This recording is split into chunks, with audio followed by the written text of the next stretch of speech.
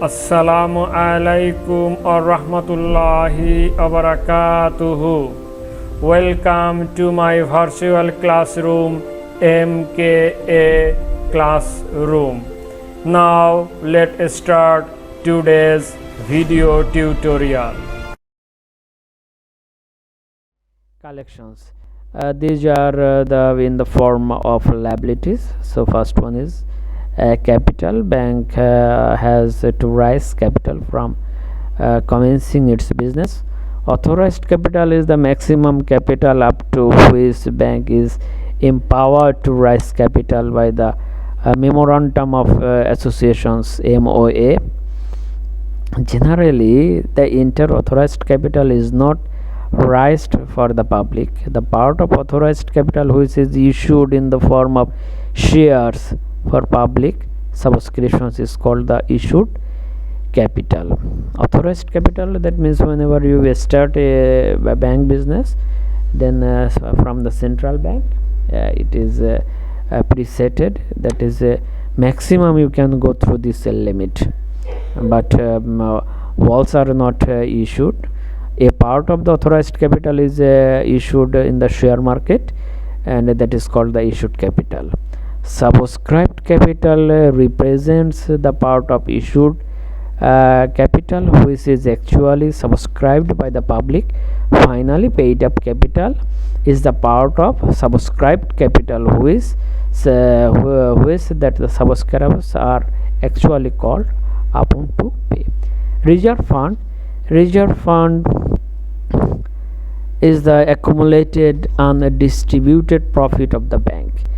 Bank earn profit, but walls are not distributed. Some distributed as a dividend, and others are reserve, that is the reserve fund. The banks maintains reserve fund to tide over any crisis. So they reserve this fund for the maintain the future crisis, and it belongs to the shareholders and hence a liability on the bank.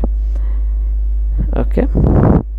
Deposits. The deposits of the public like demand deposit, savings deposit, fixed deposit constitute an important item on the liabilities sides of the balance sheet. Remember this, deposits are in the liability side of the bank.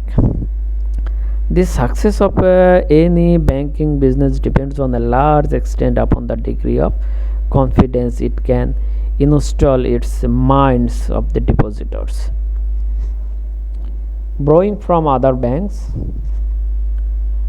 Under this head, bank shows those loans it has taken from the other banks. The banks takes loans from other banks, especially the central bank and certain extraordinary circumstances.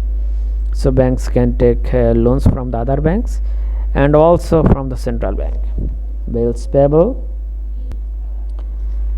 These include the unpaid bank draft and telegraphic transfer issued by the bank.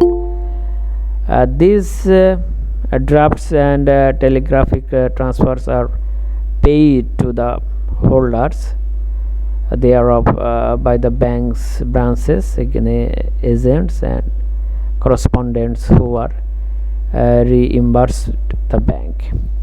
Acceptance and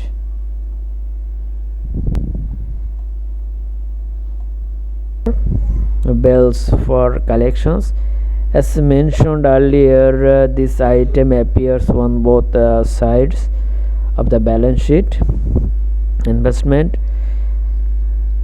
This item includes the total amount of profit yielding assets of a bank. Bank investments as a part of funds, government, non-government securities, loans and advances. We know it.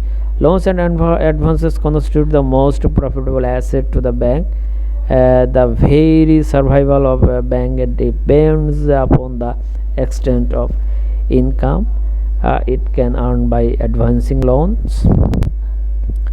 Then acceptance and endorsement, we discussed previously. Fixed asset. Bank has several fixed asset and other properties. It also see the bank's fixed asset side. We will see that. Okay.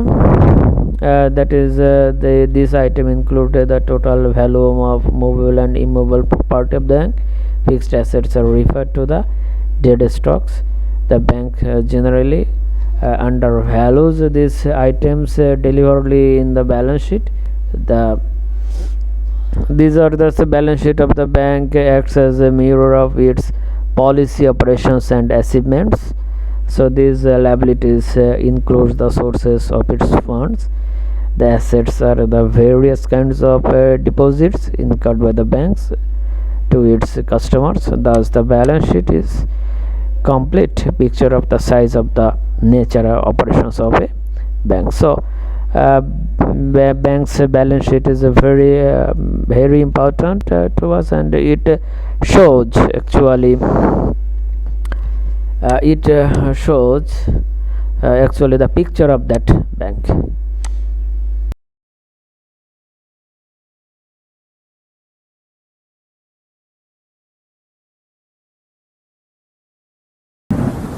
This all about today. Stay home, stay safe. Assalamu alaikum wa rahmatullahi wa barakatuhu.